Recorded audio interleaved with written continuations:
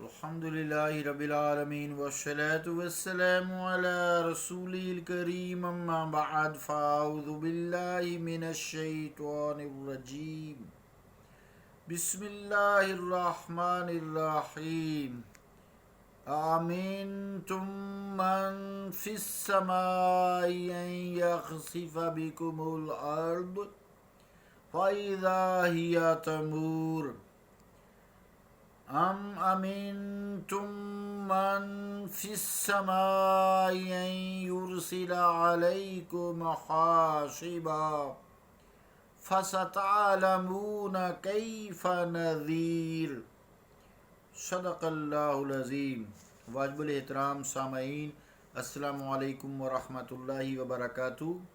سورہ الملک کی ہم نے 2 آیات 16 اور 17 نمبر تلاوت کرنے کی سعادت حاصل کی ہے۔ ان آیات کا ترجمہ یوں ہے: کیا تم بے خوف ہو گئے ہو اس سے جو آسمان میں ہے کہ وہ تمہیں زمین میں غرق کر دے اور وہ زمین تھر تھر کانپنے لگے؟ کیا تم بے خوف ہو گئے ہو اس سے جو آسمان میں ہے کہ وہ بھیج دے تم پر پتھر برسانے والی ہوا، تب تمہیں پتہ چلے گا کہ میرا ڈرانا کیسا ہوتا ہے۔ اللہ کا قول سچا ہے جو بڑی ہی عظمت والا ہے۔ عزیزان گرامی قدر، اللہ رب العالمین نے پہلے اس سے اپنے الطاف و احسانات کا ذکر کیا اور انہیں یعنی کفار کو راہ ہدایت کی طرف راغب کیا اور اہل ایمان کو شکر کرنے کی طرف مائل کیا۔ اب ان 2 آیات میں اللہ کریم نے اپنے قہر و جلال سے انہیں ڈرایا ہے، یعنی تم جو اس دیدہ دلیری سے کفر و شرک پر اڑے ہوئے ہو، بڑی بے باکی اور بے حیائی سے فسق و فجور کا تم نے بازار گرم کر رکھا ہے، تمہیں کبھی خوف نہیں آیا کہ آسمانوں کا خالق اگر تمہارے کرتوتوں کے باعث ناراض ہو گیا اور اس نے تمہیں زمین میں غرق کر دیا تو پھر تمہارا کیا حال ہوگا؟ زمین تھر تھر کانپ رہی ہوگی، تم زمین کی گہرائیوں میں جذب ہوتے چلے جا رہے ہوگے۔ ہوش میں آؤ، آنکھیں کھولو اور اس سے قبل کہ تمہاری بربادی کے حتمی احکامات جاری ہو جائیں تلافی کرو، اللہ کی بارگاہ میں معافی مانگو، ایمان کی دولت سمیٹ لو۔ تمہیں کیفر کردار تک پہنچانا کون سا مشکل کام ہے؟ اگر تیز جھکڑ چلنے لگیں اور پتھر اور سنگریزے اڑ اڑ کر تم پر برسنے لگیں تو تمہارا ستیہ ناش ہو جائے گا، تمہارا نام و نشان بھی باقی نہیں رہے گا۔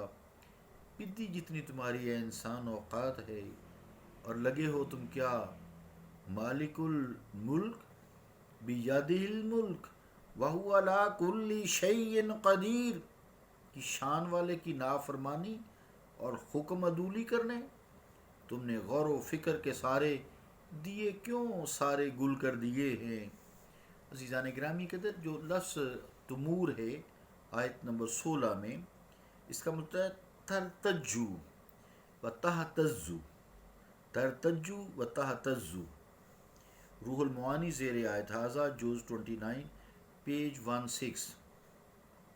مطلب کیا کہ ترتجو زمین کے ہچکولے کھانا، زمین کا ہچکولے لینا، ہچکولے کھانا، ایسے جیسے زلزلے میں آتی ہے۔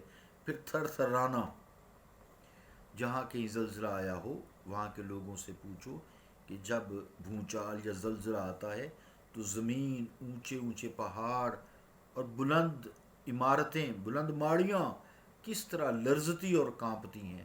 ہر شخص نے یہ منظر تھوڑا تھوڑا تو دیکھا ہوگا۔ حاصب کا لفظ ہے جو آیت نمبر 17 ہے، اس میں حاصب کا لفظ ہے، اس کا ہوتا مطلب ریح شدید، ریح شدید ریح شدیدۃ تحمل التراب والحسب، لسان العرب، جلد 1 صفحہ 320۔ یعنی وہ تند و تیز آندھی جو گرد و غبار اور سنگریزوں کو اپنے ساتھ اڑا لے جاتی ہے۔ آپ میڈیا پہ دیکھ سکتے ہیں جب بہت تیز جھکڑ آتے ہیں تو پورے بڑے بڑے جہاز، بڑی بڑی بلڈنگیں ہوا میں اڑنی شروع ہو جاتی ہیں، اس کو کہتے ہیں حاسبہ۔ عزیزان گرامی قدر، ان دو آیتوں میں من فی السماء ہے، من فی السماء، من فی السماء ہے، تو اس کے کلمات جن کا لفظی معنی تو یہی ہوتا ہے کہ جو کچھ آسمان میں ہے۔ کیا ان آیات سے کوئی یہ دلیل پیدا کر سکتا ہے کہ اللہ تعالیٰ آسمانوں میں مقیم ہے؟ اگر ایسا نہیں تو پھر ان کلمات کا مفہوم کیا ہوگا؟ انسان کے ذہن میں سوالات تو آتے ہیں نا۔ گزارش ہے کہ یہ آیتیں متشابہات میں سے ہیں۔ متشابہات کا مطلب ہوتا ہے کہ جن کا معنی اللہ تعالیٰ کے رسول کو معلوم ہوتا ہے۔ ظاہری کچھ معنی ہوتا ہے، کچھ باطنی معنی ہوتے ہیں، زیادہ تر باطنی معنی ہوتے ہیں۔ متشابہات آیات وہ ہوتی ہیں جیسے الف لام میم یاسین، یہ آیات متشابہات ہیں، یعنی ان کے حروف مقطعات بھی نہیں کہتے ہیں، یعنی ان کے الفاظ کا ظاہری معنی مراد نہیں ہوتا، اس لیے آسمانوں میں اللہ تعالیٰ کے مقیم ہونے کا تو سوال ہی نہیں پیدا ہوتا۔ اگر یہ انسان سوچے کہ اللہ تعالیٰ آسمانوں میں مقیم ہے تو پھر اس نے تو آسمانوں کو پیدا کیا ہے، یہ حادث ہیں، ایک وقت میں آسمان زمین نہیں تھے، بعد میں ہوئے، تو اس کا مطلب یہ ہے کہ پھر اللہ پہلے کہاں تھا؟ ٹھیک ہے نا۔ انسانی ذہن پھر خدشات، شک و شبہات شروع ہو جاتے ہیں، یہاں تک کہ شیطان حملہ کر کے اس کا عقیدہ توحید بھی ختم کر دیتا ہے۔ تو جب زمین و آسمان نہیں تھے تو اللہ تعالیٰ پھر کہاں تھا؟ سوال پیدا ہو گیا نا۔ نیز اللہ تعالیٰ مکان و مکانیات سے منزہ ہے، وہ بے مقام ہے، بے مکان ہے، اس کا کوئی مکان مخصوص نہیں ہے، اس کا کوئی مقام مخصوص نہیں ہے۔ ہاں تجلیات کے حوالے سے جو ہے اس کی صفات جو ہے کہیں زیادہ ہیں کہیں کم ہیں، جیسے خانہ کعبہ ہے، وہ کسی ایک جگہ یا ایک جہت میں قیام پذیر نہیں ہے، بلکہ وہ تمام جہتوں، تمام صفات کے ساتھ ہر جگہ موجود ہے، کوئی اس کی صفت خالی نہیں ہے۔ تجلیات کی ایک الگ بات ہے۔ فرمایا نا قرآن کریم میں سورہ بقرہ میں کہ اینما تولوا فثم وجہ اللہ، جدھر بھی تم رخ کرو گے وہاں اللہ تعالیٰ کو پاؤ گے، اللہ تعالیٰ کی ذات وہاں موجود ہوگی۔ اس لیے ایسی آیات کے بارے میں علماء خیر کے دو اقوال ہیں، ایک اسلاف اکرام کا قول ہے اور ایک دوسرا جو ہے وہ متاخرین کا ہے۔ متاخرین جو ہیں یعنی بعد میں آنے والے جو ہیں، ایسی آیات کی تعویل کرتے ہیں، ان کا ایسا بیان کرتے ہیں جو آیات محکمات جن میں حکم والی آیات سے بھی موافقت رکھتا ہے اور شان خداوندی کے بھی شایع نشان ہوتا ہے۔ بڑی اچھی بات ہے۔ لیکن اسلاف جو ہیں جو پہلے، وہ اس کی تعویل نہیں کرتے، الفاظ کو اپنے ظاہر پر ہی رکھتے ہیں لیکن اس کے مفہوم کو اللہ تعالیٰ کے سپرد کر دیتے ہیں۔ یہ تو اور اچھی بات ہوئی۔ تو متاخرین جو ہیں ان کا قول سماعت فرمائیں، وہ فرماتے ہیں کہ من فی السماء کی یہ تعویل ہوگی کہ وہ فرشتے جنہیں احکام تکوینی کا کام سپرد کیا گیا ہے وہ آسمان میں ہیں، اور من فی السماء سے مراد یہ فرشتے ہیں۔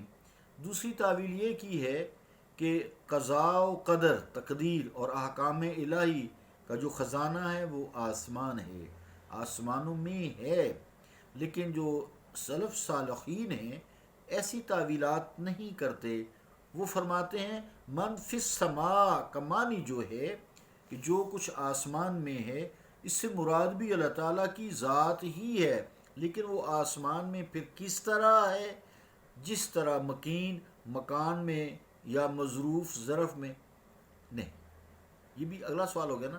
وہ کہتے ہیں ہم اس کا یقین نہیں کر سکتے، وہ ہے آسمان میں لیکن اس طرح ہے جس طرح اس کی شایان شان ہے، جس طرح اس کے شایان شان ہے وہ اس طرح ہے۔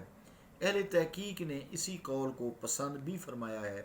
نیز یہ بھی ایک عزیزان گرامی قدر قدرتاً طبی بات جسے کہتے ہیں، طبی بات ہے کہ جب ہم اللہ تعالیٰ کے حضور رجوع کرتے ہیں، دعا دست دراز کرتے ہیں، فریاد کرتے ہیں، اس سے کوئی سوال کرتے ہیں، مانگتے ہیں، اس سے بھیک مانگتے ہیں، اس سے اپنی ضروریات زندگی طلب کرتے ہیں، سب رشتے سہارے چھوڑ کر، تو بے ساختہ ہماری نگاہیں آسمان کی طرف اٹھتی ہیں، ہمارے ہاتھ آسمان کی طرف اشارہ کر رہے ہوتے ہیں، زمین کی طرف نہیں جاتی، نگاہ زمین کی طرف نہیں جاتی۔ وہ ایک الگ بات ہے، تصور میں اللہ کا ذکر آنکھیں بند کر، وہ ایک الگ چیز ہے۔ بہرحال اس کی وجہ یہ ہے کہ اس کی ذات عظمت بلندی اور کبریائی سے موصوف ہے۔ اس کے ذکر کے وقت آسمان کی طرف آنکھوں کا اٹھ جانا ایک قدرتی امر ہے۔ شاید اس لیے من فی السماء فرمایا گیا ہے، اللہ تعالی و رسولہ المکرم عالم بالصواب۔ ابو داؤد نے حضور کریم صلی اللہ تعالیٰ علیہ وآلہ وسلم، یعنی ابو داؤد نے حضرت ابو ہریرہ رضی اللہ تعالیٰ عنہ سے روایت کیا ہے کہ ایک شخص حبشن لونڈی لے کر حضور علیہ الصلوۃ والسلام کی خدمت اقدس میں حاضر ہوا اور عرض کیا، مجھ پر ایک مومن غلام آزاد کرنا واجب ہو گیا ہے، کیا میں اس لونڈی کو آزاد کر کے بری و ذمہ ہو سکتا ہوں؟ حضور علیہ الصلوۃ والسلام نے لونڈی سے پوچھا، اللہ تعالیٰ کہاں ہے؟ تو اس نے انگلی سے آسمان کی طرف اشارہ کیا۔ حضور علیہ الصلوۃ والسلام نے پھر پوچھا، اور میں کون ہوں؟ اس نے پہلے حضور علیہ الصلوۃ والسلام کی طرف اور پھر آسمان کی طرف اشارہ کیا۔ اس کا مطلب یہ تھا کہ آپ اللہ کی طرف سے آئے ہیں، اس کے رسول ہیں۔ اس پر حضور علیہ الصلوۃ والسلام نے فرمایا، اسے آزاد کر دو، یہ مومنہ ہے۔ صلی اللہ تعالیٰ علی رسول خیر خلقہ محمد وعلی آلہ وصحبہ اجمعین برحمتک یا رحمۃ۔